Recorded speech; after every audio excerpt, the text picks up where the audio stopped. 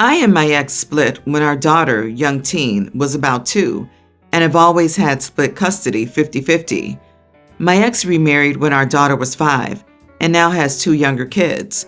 Her husband also has a son our daughter's age. I pay for a phone for her to keep in contact with both of us. She's smart with it, and it's never been an issue before. When she's at her mom's, she texts me quite a bit.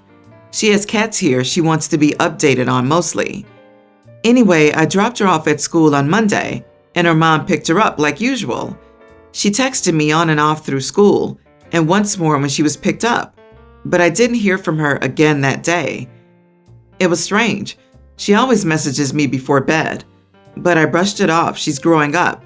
She'll stop texting me goodnight one day. On Tuesday, no messages again, so I shoot a text to her mom who doesn't reply. After school, I finally get a text from my daughter, which literally reads, "Daddy, help." That's it, no response after I messaged her back. Obviously, I'm thinking 101 things. I texted her mom and called her, no reply. So I hop in my car and drive over, and she's fine-ish. She sees me, comes bolting out, and asks if I can bring her home. I have a lot of questions, but apparently, so does her stepdad. He comes storming out, asks what I think I'm doing, etc. It's their week. I shouldn't be picking her up yet. I explained my issue. He got all big guy and yelled at my daughter for scaring me, which I did not take lightly.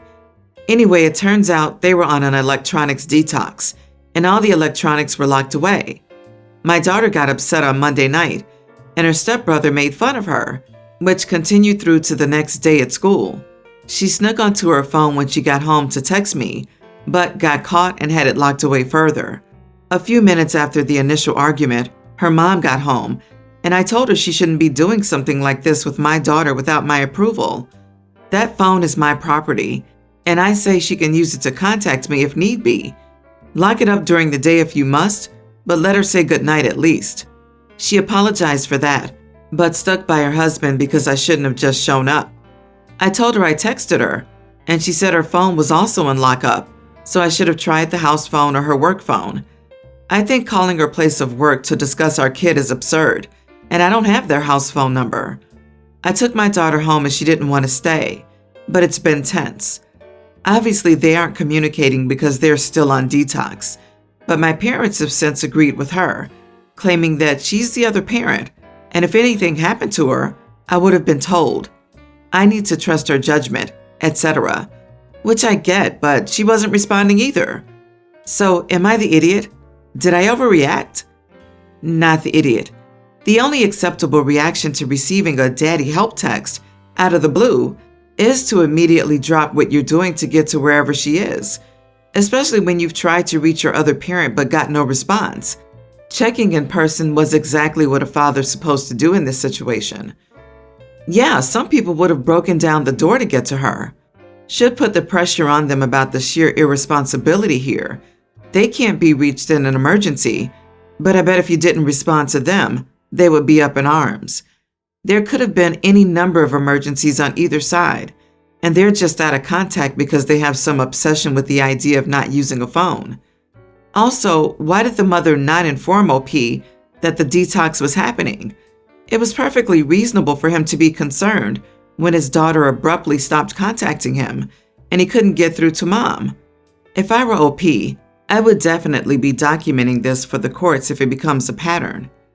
God, they are lucky you didn't call the police. That one text you did receive would have sent me flying to their house. I feel like I'm the only person here who doesn't believe this detox BS. I think there's some crap going on at mom's house. The kid is still in danger, and mom and stepdad intimidated the kid into walking back her cry for help. If your dad knows about this, you'll never be able to see mom again, kinda crap. OP, something's not right here. You know your daughter best, but literally, nothing about this escapade makes sense. Do you really think that your child is so manipulative that she would deliberately terrify you into dropping what you're doing and coming over because she missed you? I think she's still forced to hide something. My 28 female nephew teen is going through some stuff. His parents are divorcing, and his father blamed him for the divorce in a fit of rage. He isn't admitting it because he's in the I'm too cool for emotions phase, but he genuinely believes their divorce is his fault. He made a lot of self-deprecating comments and went from the most extroverted kid I know to someone who doesn't even speak when spoken to. I also have a niece, Tween, and while I'm sure it's hard for her as well, her father isn't blaming her for the divorce, and her mother, my sister, isn't using her as emotional support and burdening her with the details of their problems like they are with my nephew. Well, I guess I just got tired of everything and wanted to cheer my nephew up. Coincidentally, my friend, who was gifted the tickets but hated the sport, gave me exactly 2 tickets to the Blue Jays game for me and my boyfriend. But something came up for my boyfriend, so I decided to take my nephew instead. I told my sister beforehand, and when she asked me about my niece, I told her that I'd take her out shopping or to see this movie she desperately wanted to watch during the weekend, and she said it was fine. So I picked up my nephew, went to the game, and when we came home, he was much happier than he's recently been. Even though I don't really know anything about baseball, we had loads of fun. He called me the best aunt ever, guys, and he has like 4 other aunts. Anyways, I went in to say hi to my niece and sister, and I don't know what happened, but my sister started yelling at me, saying that my niece had been crying the whole time because I was making my favoritism very clear. I asked her what the heck she was going on about, but she just told me to go talk to my niece. I did, and she told me that she's just jealous of how close we are, and that it's okay if I like her brother more, but she's allowed to be sad. I told her that I loved them both equally and that I was going to take her out with me during the weekend, but she insisted that it wasn't the same because it wasn't as expensive. My sister backed her up, and they told my parents, and my mom threatened to not invite my nephew and me to her wedding because there's nothing she despises more than favoritism. I think everyone is twisting stuff up and honestly overreacting, but maybe it does seem like I'm favoring my nephew. I could have sold the tickets or something and done something with them both. Am I the idiot? Everyone seems to think so except me, my nephew, and my brother. Not the idiot. Your niece is a tween. If her mom just told her that today is Brother's Day and you get alone time this weekend, I'm sure things would have blown over. But instead, I'm sure mom said something along the lines of, Aunt is only taking brother, you can't go. Sister is heavily influencing that kid. I doubt the niece even likes baseball. I hope your nephew goes no contact when he comes of legal age. They emotionally abuse him and take things up a notch when someone dares to show him care. Your failure of a mother gets the biggest award for idiotry. What nuttiness is this? She's disinviting you and your nephew to her wedding? If your mom despises favoritism so much, why doesn't she call your sister out for how she treats your niece compared to your nephew? The mother sounds like the same kind of idiot who blames her nephew for the divorce. Poor kid, told he's not wanted by so many adults. 2 is plenty. Your sister and mother have made your niece feel bad and created a problem where there should have been none. Not the idiot. That is a bonkers response to this situation. It's normal to spend time with children individually. One outing does not equate to favoritism. Also, who taught niece to compare the price of outings and equate that with love? Your sister's wrong for using her teenager as emotional support. It's called parentification and it's a form of abuse. Her husband is wrong for blaming his kid for the divorce. You appear to be the only responsible adult here. My stepbrother Robert, 32, is unemployed and lives with his mom, my stepfather's ex-wife. He hasn't worked more than a year in his entire life, and his father thinks he has social anxiety or something similar. My cousin Aaron, 27 male, has some kind of weird hatred toward Robert. It's probably because he's close with Robert's father.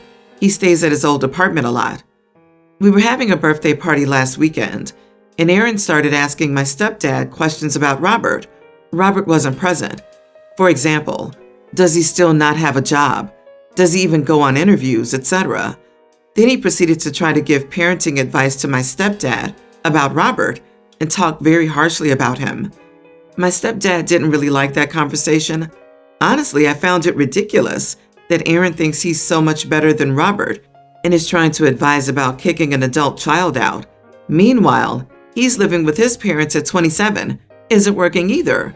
He has been attending college for the last 6 years and hasn't worked much either, around 5 months total. So I spoke up and asked Aaron why he thinks he's better than Robert when they seem pretty similar to me. He doesn't have a job either and lives off his parents. Maybe he should give advice to his own parents. Aaron got really offended, and my mom too. My mom is especially mad at me, saying that Aaron and Robert are nothing alike, and Aaron is only 27 and attending college. Am I the idiot? Everyone's the idiot here. Aaron was clearly needling your stepfather about Robert for no real reason other than to be an instigator and presumably feel better about himself. On the other hand, you could have left it at, "Hey, knock it off," or something similar. Also, come on, like your mom said, living at home while going to college is different than just being chronically unemployed, and you don't seem certain that Aaron doesn't have a job. Maybe he's part-time, while he's in college. I know that Aaron doesn't have a job. He's been attending a 3-year-long course for 6 years now, always saying that he'll maybe finish next year. He says he's not even sure if he wants to work in that field. He just wants a college degree. At his age, Robert was doing the exact same thing. I don't think he has any place talking down on Robert and trying to give parenting advice. Not the idiot. What a self-righteous brat. He needed to be knocked down a notch for putting his nose into your stepdad's business without being asked. And he only did it because your stepbrother wasn't there to defend himself. Unfortunately, your cousin is still taking the easy route, and he knows it. He's not much better.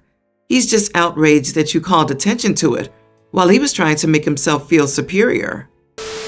So I, nearly adult female, have 2 rabbits that I love very much. About a week ago, my aunt and cousin, tween male, came to our house for lunch. My cousin felt down because his parents were getting divorced, so I showed him my rabbits. I warned him to be gentle and not startle them as they're shy, and at first it went all right. I have no idea what struck him, but my cousin decided to bring the rabbits outside after a while. He picked one of them up and headed for the door, and I went after to stop him, as my rabbits are strictly indoors, but he would not return her to me. He opened the front door and put her down, and my rabbit bolted because she was scared. I don't remember much of what happened next. I just remember yelling at him, crying, looking for my rabbit frantically, which probably scared her into hiding, and screaming at my mother and aunt too, when they did nothing to help. At the end of the day, my aunt gave me $300 for my lost rabbit, saying she would deduct it from my cousin's savings, and that was when he started to cry too. I didn't want the money but took it anyway, because at least my cousin got punished. 4 days passed and I would go around the neighborhood to find my rabbit whenever I had the chance. My other rabbit also showed signs of significant anxiety without a buddy. At last I found her in the yard, a little dirty but otherwise looking okay. I spent some of my cousin's money for a check at the vet's, then kept the rest of it. Now my cousin learned that I had found my rabbit. He had been pestering me to return him the money. I told my aunt about it and she told me to ignore him, but my mother said I should at least return the remaining money to him, since I found my rabbit and all is well. So I'm not angry at him anymore, but I don't want to and probably won't return his money. Am I the idiot for this? Not the idiot. You could have potentially lost your pet due to your cousin's actions. And since your aunt just said to ignore him and keep it, do so. Don't let your mother try to intervene when you already got confirmation to keep the remaining money. Besides, that'll teach your cousin not to mess with other people's pets when he is explicitly told not to. Yes, consider the money indemnification for stress rendered. You'd be the idiot if you did return it by undermining aunt's punishment. The kid didn't listen and paid a high price. That money is his idiot tax. He nearly got your pet killed and lost for a week. He should be glad it's just $300 for the day and not more of a taking something he loves and chucking it outside for the local critters to chew on. I'm pretty impressed with aunt's parenting, especially in light of an ongoing divorce. Good for her for sticking to her guns on this. So my 26 male best friend Kevin, 26 male, has been like a brother to me. We grew up together and have been best friends since 3rd grade. We don't knock at each other's houses, go on family vacations together. We're more like brothers than friends. I've never had a good feeling about his girlfriend of 1.5 years, Sydney, 28. Something has always rubbed me the wrong way. I've liked all of Kevin's past girlfriends, but this one gives me a sour feeling in my gut. So about 7 months ago, Kevin came to me telling me he's going to be a dad. I congratulated him, and for months I let him be excited. Well, I started asking around about Sydney, and some people had some not great things to say. She runs through friend groups and has been labeled as shady by some girls that used to hang with her. I went to Kevin with this information, and he asked what I was getting at, and I said he needed to get a DNA test done, just to make sure. He understood my concerns and went back to Sydney to ask. Well, Sydney flipped and went on with the stereotypical "you don't trust me" routine. If she had to get a DNA test, they were over, because she isn't a cheater and doesn't need her kid's father to think that about her. That was the answer I was expecting. Next week, Kevin tells me he's not getting it done because he doesn't want to risk losing Sydney. I asked him if he would raise another man's child if he found out it wasn't his. He said no. So I showed him how much raising a kid cost, and I said, "You're really willing to risk this on your trust in her?" He said he wasn't sure now because I put that down in his head. I keep telling him that he needs to know for his peace of mind, and that Sydney ain't gonna want to raise that kid alone. So even if she's angry in the moment, she'll most likely get over it. Kevin went back to Sydney. They talked, and he's now refusing to get it. I own my own house and rent out a room to Kevin. Kevin is in grad school right now and works as a server till he finishes up. I don't make him pay me all that much. He just covers utilities, Wi-Fi, TV, and brings food home from work. I don't mind at all, but I told him it was simple. His kid is welcome in my house. He can raise him here as much as he wants. But another man's kid isn't welcome, and I'm not helping raise that kid. So he either gets the DNA test or he moves out. He's really upset with me. I talked to my parents and they're telling me I'm doing the right thing, that tough love is needed sometimes. But my boy is hurting, and we love living together. But I feel I gotta protect my friend against himself. Am I the idiot? You are the idiot. This is literally none of your business. You don't like his girlfriend, so you have specifically seamed out people to trash her with third-hand information you can't even verify. You're meddling in his relationship to destroy it, and you're giving him ultimatums like he's your boyfriend. His love life is literally none of your business. You sound like a jealous ex-girlfriend trying to get her man back. Seriously, do you have a thing for your friend? Do you often try to exercise complete control over everyone in your life like a narcissistic idiot? I hope your friend moves out and cuts contact with you completely. You are trying to destroy his relationship and ruin his fatherhood. Not the idiot. Your house, your rules. Also, he's a fool not to get the kid tested. You're only trying to protect him. If the girlfriend didn't cheat, why is she fighting so hard to keep paternity a secret? That should be a red flag. She's manipulating him. He shouldn't sign the birth certificate, and he should take the kid or even ask the hospital to do the DNA. You don't need both parents' permission for that. He's admitted he would leave if it's not his. He needs that test. You are the idiot. You're blackmailing him into handling it your way. You're mad his girlfriend said she'd leave him if he demanded a test, but you are demanding he get one, or you'll kick him out of his home. He has every right to be upset with both of you. You didn't let him make his own choice. You're trying to force him. You aren't presenting any allegation of cheating, just that you don't like her, and she might be shady.